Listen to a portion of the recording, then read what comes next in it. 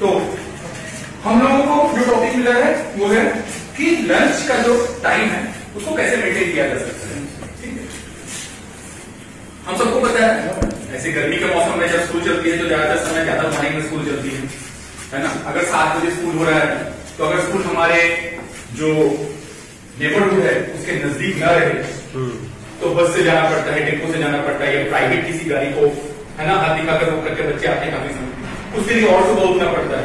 हमने अपने स्कूल में देखा है अगर 7 बजे स्कूल होती तो 5:30 बजे बच्चे को तैयार होकर के खड़ा रहना पड़ता है पर्टिकुलर जगह पे, क्योंकि बस जाएगी उनको लेके आएगी, काफी दूर जा रही है बस उनको लाने के लिए। ऐसे में क्या होता है कि बहुत सारे बच्चे जब स्कूल आते हैं ज्यादातर उस समय उस पर्टिकुलर पीरियड में जो गर्मी का मौसम मतलब उस समय में ज्यादातर समय हम देखते हैं हमारे स्कूल में जितने बच्चे आएंगे उनके मान के चल सकते हैं कि एट एन एवरेज 60% के आसपास बच्चे ऐसे होंगे जो सुबह कुछ ना खा करके आते हैं। ठीक, बहुत समय ऐसा होता है कि कुछ खा करके आते हैं, मुझे खुद ये प्रॉब्लम आज तक है, बच्चों में होता है वो गाड़ियों में बैठ करके हिलते हुए आते काफी ज्यादा वो हिलते हैं, उनके स्टॉमक में वो खाना है ना जाने के बाद वो जर्निंग नहीं हो पाता है, हिलता काफी ज्यादा। वो जब असेंबली में आते हैं या ग्राउंड में आते हैं तो उनकी उल्टियां हो जाती है। इससे बचने के लिए वो क्या करते हैं, नहीं खा के आते हैं कुछ। ऐसे में हमारा सबसे पहला बात होता है कि हमारा लंच आवर किस समय होना चाहिए, है ना। सबसे पहला बात कि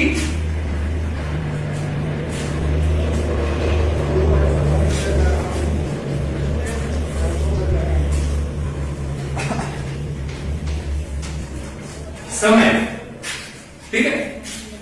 हम जब स्कूल स्टार्ट करते हैं स्कूल के पहले 4 पीरियड के बाद ही लंच, नॉर्मली यही होता है सभी स्कूलों में, पहला 4 पीरियड होता है। अगर हम 40 मिनट करके हर पीरियड को लेते हैं तो 4 पीरियड में कितना चला गया है ना, 160 मिनट। 160 मिनट मतलब समझिए कि लगभग 2.5 घंटे से अधिक है ना।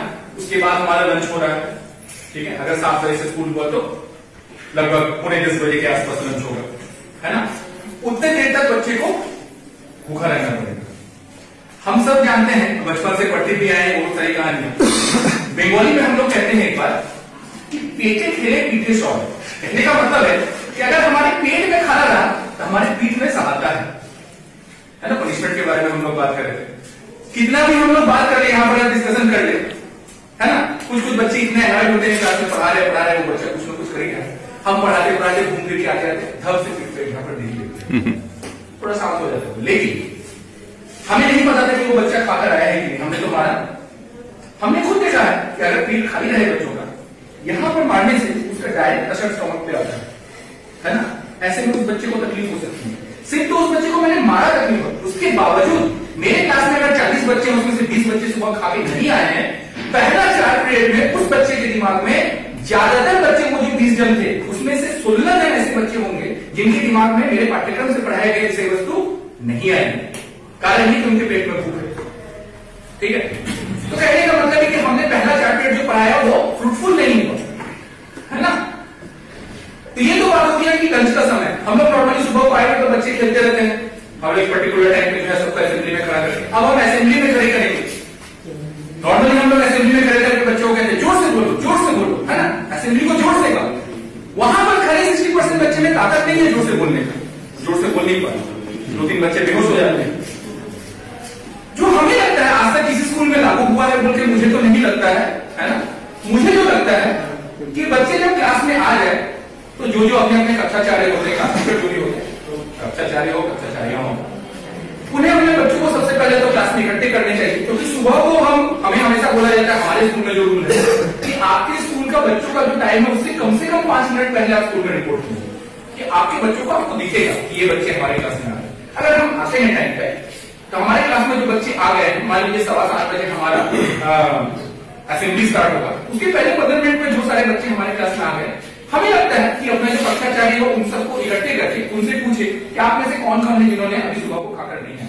सुबह को एक्साइटेड रहते हैं बच्चे, भले खाके ना आए हैं, सुबह को जब क्लास में आते हैं बच्चे तो थोड़ा एक्साइटेड रहते हैं, तो उन्हें अपने दोस्तों से फिर से मिलने का मौका मिलता है योगा में। तो उनमें से वो काफी लोग बता भी देंगे मैंने अभी नहीं खाया सर, मैं सुबह को नहीं खा के आता, टेम्पो में मुझे उल्टी हो रही है। मुझे लगता है कि अगर वो लंच लाए हैं तो उनमें से थोड़ा सा हिस्सा उसे कहना चाहिए कि आप थोड़ा सा अभी खा लो, खा करके फिर आप असेंबली में आओ। मुझे ऐसा लगता है ऐसा अगर मैं करूं और वो सारे बच्चे जो सुबह खा के दिए वो थोड़ा सा अगर पेट में निवाला डाल भी दे, उसके बाद उसका एक तो होगा कि वो असेंबली में हम जो चाह रहे थे कि वो जोर से बोले वो मुझे मिलेगा।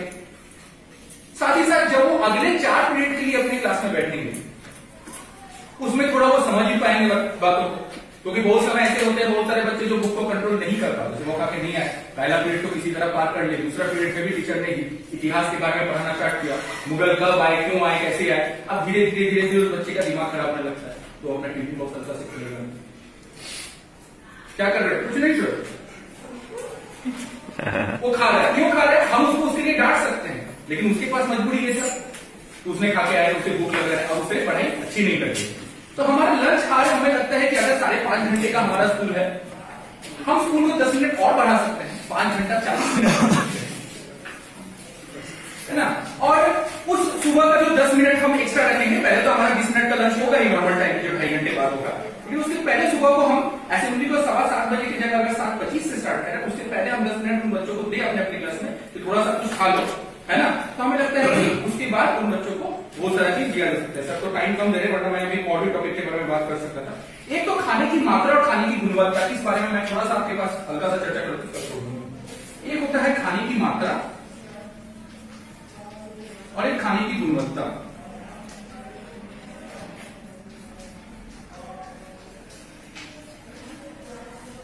खाने की मात्रा, रिसेंट टाइम में आप लोग टीवी में पॉलिटिकल न्यूज बहुत ज्यादा हम लोग इंटरेस्ट लेके देखते हैं, हमारे दिमाग में भी बहुत सारा ये सब चीज चल रहा है, बीजेपी ने सही किया, किसी और ने सही किया, तो हम लोग ज्यादातर पॉलिटिकल न्यूज को देखने की कोशिश करते हैं, और हमारे 2 फेवरेट लीडर है ना, उन सब के बारे में हम लोग हर रोज अपडेट रखना जरूरी समझते हैं।